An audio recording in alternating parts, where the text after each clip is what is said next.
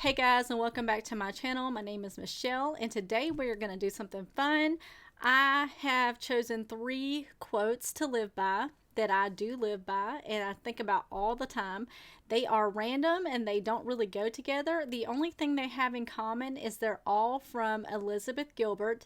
And if you don't know who Elizabeth Gilbert is, she is the author of Eat, Pray, Love and books and the Big Magic books, and also The Signature of All Things. And she's got some new books out that I haven't read yet, but she's one of my favorite authors. And I was just thinking the other day about doing another quotes video. I know I've done one before, and these 3 quotes just came up just like that. And like I said, they're pretty random, but still quotes I like to live by, and I'm mixing it up a little bit. And so let's get started. Okay. The first quote is taken from a book called Big Magic. Now, this book right here is amazing for creative people, or it's also amazing if you want to boost your creativity's levels. If you don't feel like a creative person, read this book and you will automatically be a creator. I promise you. This has been a great book for me. It gives so much courage. Oh my goodness, this book right here gave me so much courage to be who I am truly on the inside, to express myself fully, to go deeper into life. So much. Elizabeth Gilbert has actually lived life. And I feel like you have to live life if you're going to make stories the way she makes them. And of course, they're all, these are true stories right here. But anyway, let's get into it. I'm going to read you the first quote because I don't have it memorized, but I think about it often. I have the meaning of it memorized, but what I'm going to do is I'm going to read the actual quote, and then I'm going to explain to you, just elaborate on it a little bit afterwards, okay? So here we go. And I feel like I might need some water, actually. I have been batch recording videos today, so I am almost parched.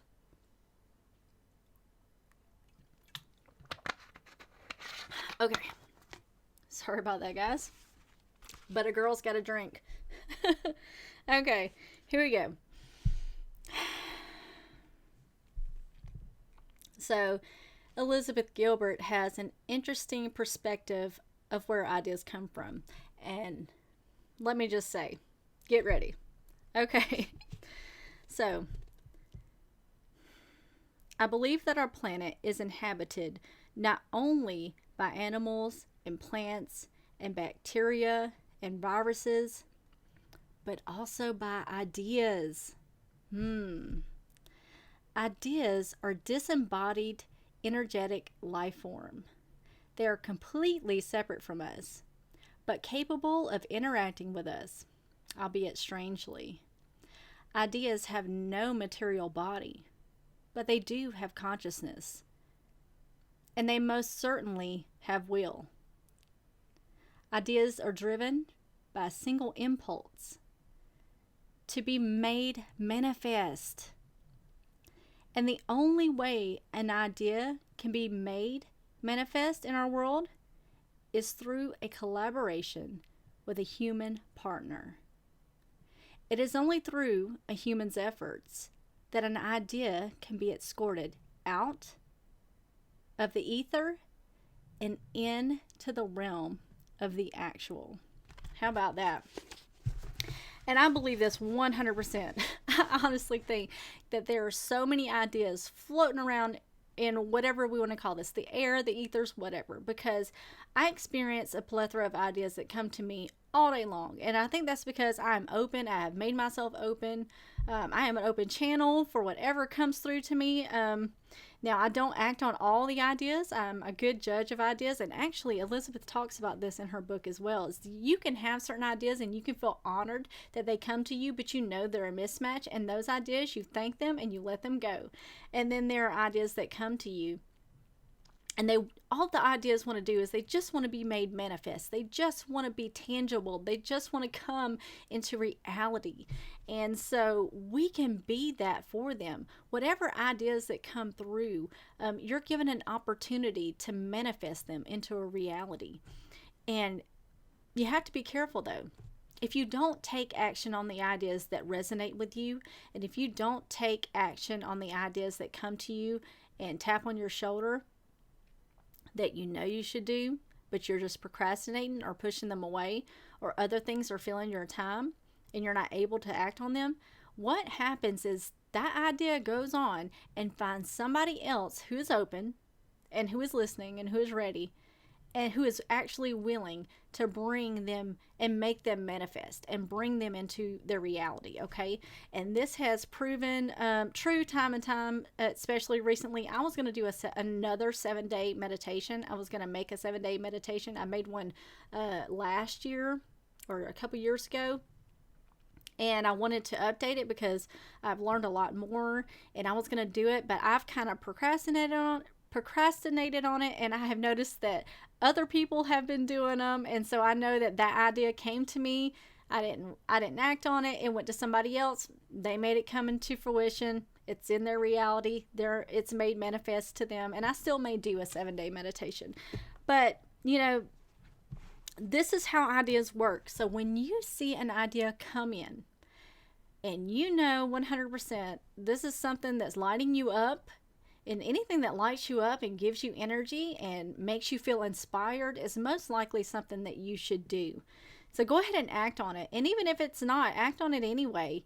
There's nothing that creates clarity quicker than acting on an idea to see if it can be made manifest and see if it is something that you're really interested in. So don't let those great ideas go. There's many, many ideas that I've had that it could have made me millions of dollars that have went to somebody else. And if you're interested in knowing more about that idea, I can tell you about it down in the comments below. Just ask me. I don't mind. But that's the first quote that I wanted to tell you.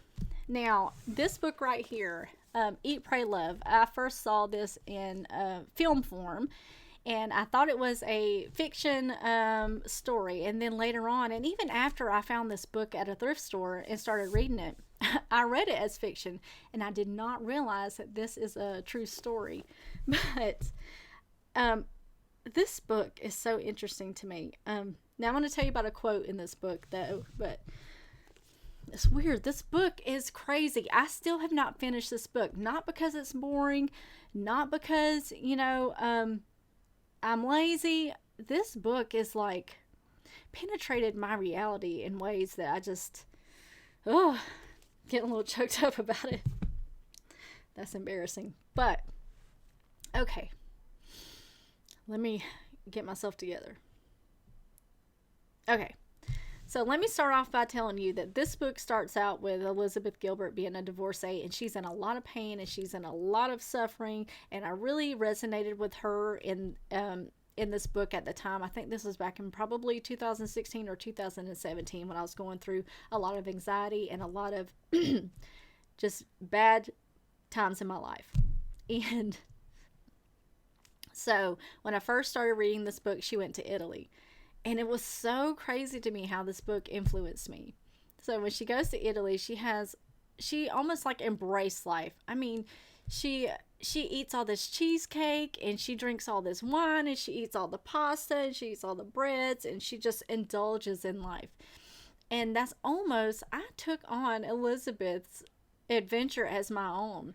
And I started eating all the cheesecake and drinking all the wine and eating all the things and just being fat and sassy and okay with it and happy because I wanted to experience what she was experiencing in this book. And I did, okay? But interesting enough, well, I'll save that part for later. There is a quote in here, and I cannot find that quote to save my life in here, but I know I got it from in here because the quote is Italian. And the quote is dolce far niente, and I think I said that correctly, but what it means is the sweetness of doing nothing. And I thought that was so awesome. And in this book somewhere, it talks about how Americans don't know how to slow down, and Americans don't know how to sit and do nothing. They always feel like they have to be productive. It's almost like we get our value from being a productive person. And the people in Italy, they know how to rest. They know how to relax. They make time for it. They schedule it out. They don't feel bad about it. And they cherish these moments. And dolce far niente is how you say it, I think. And I feel like the sweetness of doing nothing is you transitioning from a doing being into a human being, okay? It's you just being in the moment. It's you just taking in the moment, taking deep breaths, looking at the scenery, seeing yourself in your reality, just loving the moment, not having to change the moment, letting the moment be what it is. That is the sweetness of the moment. Not trying to elevate the moment, not trying to change anything about the moment, just being in the moment. There have been so many times where I have thought of this quote while sitting back, basking in the sun, looking at the leaves, seeing the sun come through the trees, not feeling like I had to do anything or be anything in the moment. It's just me and the universe and nature, and it's just us together, and it's the sweetness of doing nothing. There should be times in your life where you're just doing nothing. Just doing nothing. A lot of times that's where those ideas come in at. Sometimes I'll keep a piece of paper and a pencil around because that's when they like to pop up, when I'm doing nothing. But even when they pop up sometimes, I don't do them because I do like to be doing nothing. And I don't feel that it makes you a lazy person.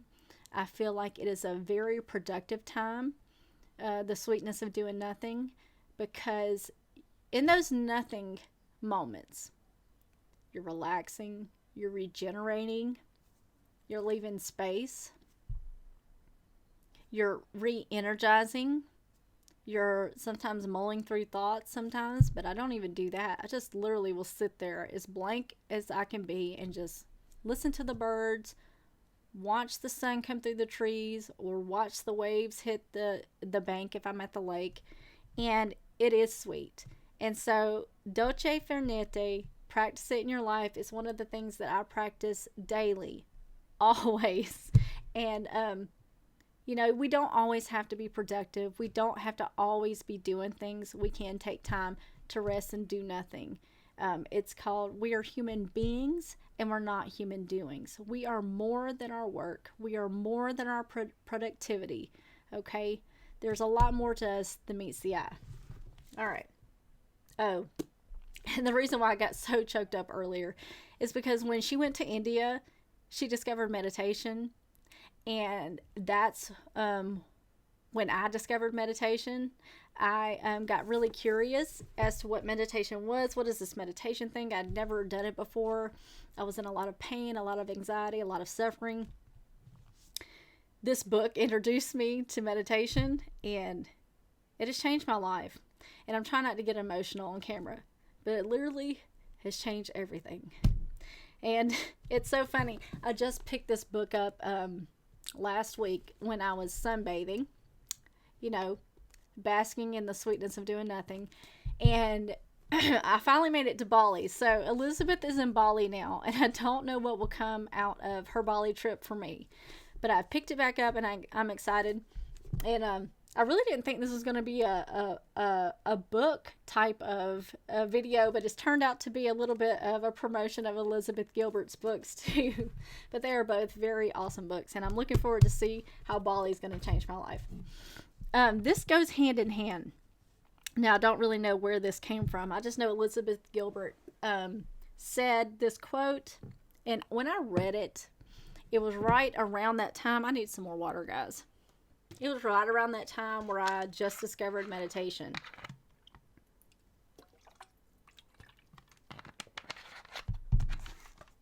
And when I discovered meditation, I discovered that my mind was what was making all the anxiety come up, and all of these patterns that I had going on, the trauma that I just wouldn't release.